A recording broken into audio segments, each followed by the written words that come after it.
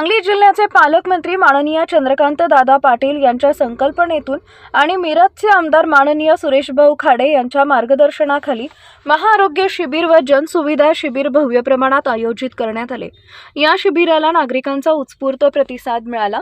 शिबिरात विविध विभागांच्या शासकीय सेवा, प्रमाणपत्रे, मार्गदर्शन, तक्रार निवारण तसेच आरोग्य तपासण्या, उपचार आणि औषध वाटप अशा अनेक सुविधा एकाच छताखाली उपलब्ध करून देण्यात आल्या।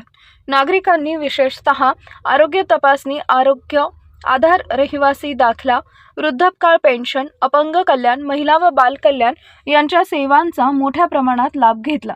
शिबिर यशस्वी करण्यासाठी प्रशासनासोबत स्थानिक जनप्रतिनिधी आणि स्वयंसेवकांनी सक्रिय सहभाग नोंदवला।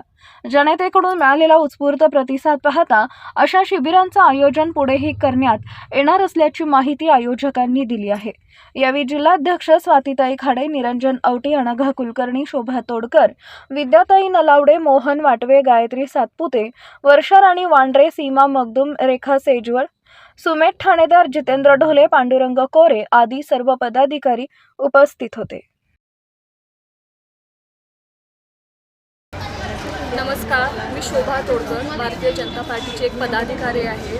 आपले सांगली जिल्ह्याचे नामदार चंद्रकांतदादा पाटील यांच्या पुढाकाराने तसेच आपले लाडके आमदार माननीय सुरेशभाऊ खाडे यांच्या मार्गदर्शनाखाली सांगली, मिरज आणि कुपवाड महानगरपालिका क्षेत्रामध्ये आपण इथे मोफत जनसुविधा शिबिर आणि मोफत आरोग्य केंद्र चालू केलेलं आहे। आतापर्यंत असंख्य लोकांनी या शिबिराचा लाभ घेतला आहे। या शिबिरामध्ये आपण मोफत कर्करोग तपासणी असेल, डोळ्यांची तपासणी असेल, तसेच रक्त तपासणी असेल, शुगर तपासणी असेल, ह्या ज्या योजना आहेत किंवा ह्या ज्या तपासणी आहेत हे बाहेर करायला जवळपास 4 ते 5 हजार रुपयाचा खर्च येतो। पण दादांच्या तर्फे आपल्याला ह्या सगळ्या योजना एकाच छताखाली मोफत मिळत आहेत।